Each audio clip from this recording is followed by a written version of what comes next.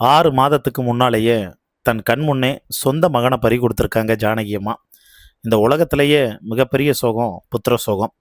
அந்த புத்திர சோகத்தினால தான் பல பிரபலங்கள் தொடர்ந்து இப்போ இறந்து போகிறத நம்ம பார்த்துக்கிட்டே இருக்கோம். இந்த வீடியோவிலையும் அவங்க எப்படி இறந்தாங்க, என்ன நடந்துச்சு அப்படிங்கிறத பற்றி தான் நம்ம விலாவரியாக டீட்டெயிலாக வந்து பார்க்க போகிறோம். அதுக்கு முன்னால் நம்ம சேனலை சப்ஸ்கிரைப் பண்ணாமல் இருந்தீங்கன்னா மறக்காமல் சப்ஸ்கிரைப் பண்ணிக்கோங்க. அப்போ தான் நம்ம சேனலில் போடக்கூடிய டெய்லி அப்டேட்ஸ் எல்லாத்தையும் நீங்கள் உடனுக்குடனே தெரிஞ்சுக்க முடியும். ஜானகி அம்மா அவங்களுக்கு சரியாக, அதாவது 11/7/2026 சனிக்கிழமை மதியம் 12:49க்கு உடல்நிலை சரியில்லாமல் அவங்க உடம்புல சில மாற்றங்கள்லாம் ஏற்பட்டு மூச்சு திணறல் வந்து ஏற்படுதுங்க. அங்கேருந்து மைசூரில் இருக்கக்கூடிய அப்போலோ ஹாஸ்பிட்டலுக்கு அவங்கள கொண்டு போகிறாங்க. ஒரு 1:30க்குள்ளே அவங்கள ஹாஸ்பிட்டலுக்கு வந்து கொண்டு போயிட்டாங்க. அங்கே கொண்டு போன உடனே அவங்களுக்கு ட்ரீட்மெண்ட் எல்லாமே வந்து தொடர்ந்து வந்து கொடுக்க ஆரம்பிக்கிறாங்க. தொடர்ந்து கொடுக்க ஆரம்பித்தா அவங்களுக்கு ஹா அதாவது ஹார்டியாக் அரெஸ்ட் மாதிரி வந்து பார்த்தோன்னா தொடர் மாரடைப்பு பல முறை வந்து வருதுங்க. இந்த மாரடைப்பின் காரணமாக வர ஆரம்பித்த உடனே சிபிஆர் சிகிச்சை அவங்களுக்கு தொடர்ந்து மருத்துவ வழிகாட்டுதலின்படி வந்து கொடுத்துக்கிட்டு இருக்காங்க. ஒரு 7 மணி நேரம் தொடர் போராட்டம்லாம் வந்து நடந்துக்கிட்டே இருக்குது. எப்படியாவது ஜானகி அம்மாவை காப்பாற்றி கொண்டு வந்துடணும் அப்படின்னு தொடர் போராட்டம். அந்த உசுரை கையில் பிடிச்சி வச்சுட்ருப்பாங்கன்னு சொல்லுவாங்கல்ல, இந்த உயிரை அவங்களுக்காக கையில் பிடிச்சி வச்சுக்கிட்டு இருக்கேன் அப்படின்னு சொல்லக்கூடிய அந்த ஒரு உயிருக்கான போராட்டம் தொடர்ந்து நடந்துக்கிட்டே இருக்குங்க. அதுக்கப்புறமா சிகிச்சை பலன் இல்லாமல் அன்னைக்கு நைட்டு, அதாவது 11/7/2026 சனிக்கிழமை இரவு 7:30 மணிக்கு அவங்க மரணம் அடைகிறாங்க.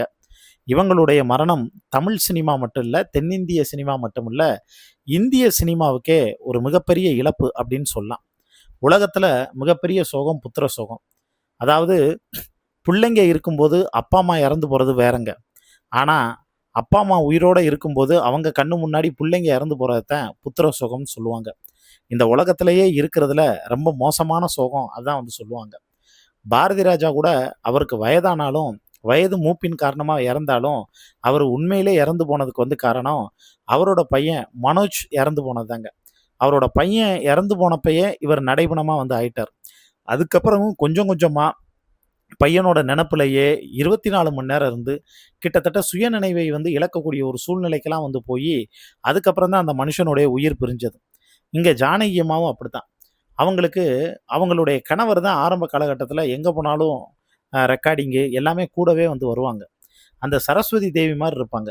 அப்போயெல்லாம் பட்டு புடவை கட்டி நெத்தியில் வந்து பார்த்தோன்னா ஒரு குங்குமத்தை பெருசாக வந்து வச்சு ரொம்ப ஆர்ப்பாட்டம் இல்லாமல் ரொம்ப எளிமையாக அந்த பலர் மாதிரி வந்து பந்தா பண்ணுறது அணிகலன்கள் இப்படியெல்லாம் வந்து அணிகிறது எதுவுமே வந்து இல்லாமல் அவ்வளவு சிம்பிளாக ஹம்பிளாக வந்து இருப்பாங்க. நிலை உயரும்போது பணிவு வரணும்னு சொல்லுவாங்கல்ல, அந்த நிலை உயரும்போது பல்வேறு சாதனைகள் வந்து பண்ணாலும் அந்த சாதனை எல்லாமே தான் பண்ணங்கிற கர்வம் எதுவுமே வந்து இல்லாமல் பெரியோரை வியத்தலும் இளமை, சிறியோரை இகழ்தல் இதனேனும் இளமேனும் புறநானூரில் சொல்லுவாங்க. ரொம்ப வயசில் பெரியவங்களா இருந்தாலும் மரியாதை கொடுப்பாங்க, வயசில் சின்ன குழந்தைங்களா இருந்தாலும் மரியாதை கொடுப்பாங்க. அவங்களுக்கு இவ்வளவு வயசு ஆனாலும் அவங்கள எல்லாருமே க்யூட்டான குழந்தையா தான் வந்து பார்த்துக்கிட்டே வந்திருந்தாங்க. உண்மையும் வந்து அதுதாங்க. சுசீலாம்மா கூட அவங்களுக்கு இரங்கல் தெரிவிக்கும் போது என்ன சொல்லியிருந்தாங்கன்னா, சரஸ்வதி தேவி அவங்களுக்குன்னு வந்து இருந்த ஒரே ஒரு மகள், அந்த மகளை இப்போ தானே வந்து மறுபடியும் எடுத்துக்கிட்டாங்க. இனிமேல் அவங்களுடைய கச்சேரி அங்கே வந்து நடக்கும் அப்படின்னு அவங்க ரொம்ப எமோஷ்னலாக ஃபீல் பண்ணி வந்து சொல்லியிருந்தாங்க. இந்த ஹார்டியாக் அரெஸ்ட் வந்து தான் பாக்யராஜ் சார் கூட திடீர்னு வந்து பார்த்தோன்னா இறந்து போனது எல்லாருக்குமே வந்து தெரியும். புத்திர சோகத்தில், அதாவது அவங்களுடைய கணவர் 1997 வந்து இறந்துட்டாருங்க.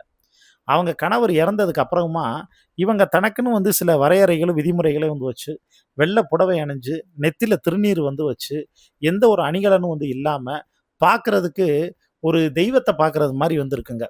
அந்த அம்மா அப்படியே வந்து ஒரு வாழ்க்கையை வந்து வாழ்ந்தாங்க. 4 முறை தேசிய விருது வாங்கியிருக்காங்க.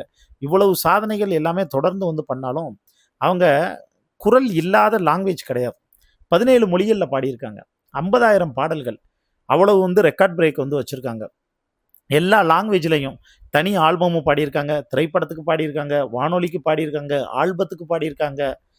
பல ஸ்டேட்டோட வந்து ஸ்டேட் அவார்டு வந்து வாங்கியிருக்காங்க. இவ்வளவு ஏங்க, அவங்களுக்கு 2013 பத்மபூஷன் அவார்டு வந்துச்சுங்க.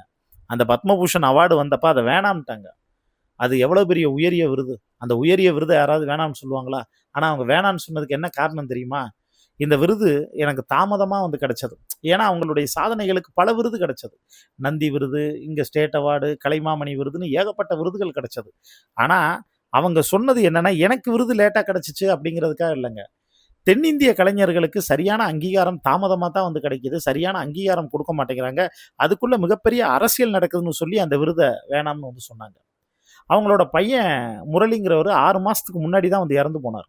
அவரும் ஹார்ட் அட்டாக் வந்து கார்டியாக் அரெஸ்ட்ல தான் வந்து இறந்து போனார். அந்த 6 மாசத்துல இருந்து புத்திர சோகம். அந்த புத்திர சோகம் தாங்க முடியல. தான் கணவனும் போயாச்சு, தாம் பிள்ளையும் போயாச்சு. இந்த உலகமே மிகப்பெரிய சூனியமயமா, இருண்டதா வந்து மாறிடுச்சு அப்படின்னு அவங்க நினைச்சு புலம்பாத அந்த ஒவ்வொரு நாட்களும் வந்து இல்லைங்க. இந்த 6 மாசம் அவ்வளவு பெரிய நரக வேதனையை வந்து அனுபவிச்சாங்க. பொதுவாவே நம்ம இந்த சினிமாக்குள்ள வந்து இருக்கிறவங்கலாம் ரொம்ப சந்தோஷமா இருப்போம் அப்படின்னு நினைப்போம். இப்ப சித்ராம்மா, அவங்களுக்கு இருந்த ஒரே ஒரு குழந்தை. அந்த குழந்தைய அவங்க துபாய்க்கு வந்து கச்சேரி வந்து போனப்ப ஸ்விம்மிங் பூல்ல விழுந்து அவங்க கண்ணு முன்னாடி வந்து இறந்து போச்சுங்க. அதனால எல்லாருக்குள்ளேயும் வந்து ஒரு மிகப்பெரிய வந்து வலி இருக்கத்தான் வந்து செய்யும்.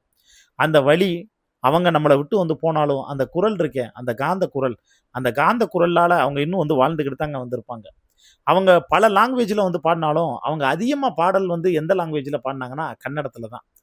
இப்ப அவங்க இருந்ததும் மைசூர்ல தான் வந்து இருந்தாங்க. கன்னட மக்கள் எல்லாருமே கண்ணீர் விட்டு, அவங்களுக்கு நேர்ல போய் அஞ்சலி செலுத்தும்போது, அவங்கள வந்து பார்த்தோன்னா, பாதத்த தொட்டு கும்பிட்டு, ஒரு தெய்வத்த வழிபடுறது மாரி தாங்க எல்லாரும் வந்து வழிபட்டுக்கிட்டு இருக்காங்க. ஜானகி அம்மாவனுடைய ஆத்மா சாந்தி அடைய, நம்ம சேனல் சார்பாவும் ஆழ்ந்த இரங்கல தெரிவிச்சுக்கிருவோம். ஜானகி அம்மா பாடின பாடல்கள்ல, உங்களுக்கு ரொம்ப புடிச்ச பாடல் என்ன அப்படிங்கிறத, கீழ இருக்கக்கூடிய கமெண்ட் பாக்ஸ்ல மறக்காம மென்ஷன் பண்ணுங்க.